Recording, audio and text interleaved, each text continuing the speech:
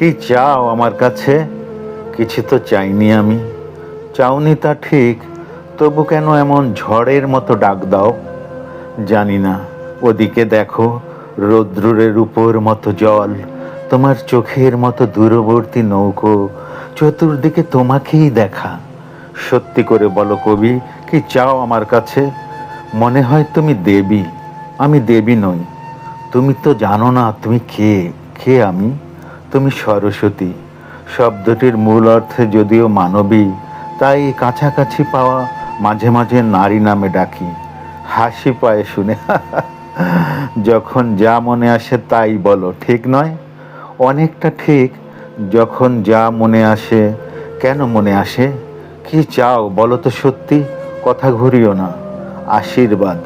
আশীর্বাদ আমার না, সত্যি যিনি দেবী তুমি তো সেই। টেবিলের ওই পাশে ফিকে লাল শাড়ি, আঙুলে ছোঁয়ানো থুতনি। উঠে এসো, আশীর্বাদ দাও। মাথার উপর রাখো হাত। আশীর্বাদে আশীর্বাদে আমাকে পাগল করে তোলো। খিমচে ধরো চুল, আমার কপাল নখ দিয়ে চিরে দাও। যথেষ্ট পাগল আছো, আরো হতে চাও বুঝি?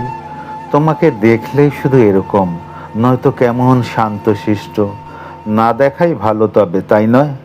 ভালো মন্দ জেনে শুনে যদি এ জীবন কাটাতুম, তবে সে জীবন ছিল শালিকের, দোয়েলের, বনবিড়ালের, কিংবা মহাত্মা গান্ধীর। ইরি ধানে ধানের পোকার যে জীবন, যে জীবন মানুষের। আমি কি মানুষ নাকি? ছিলাম মানুষ বটে তোমাকে দেখার আগে।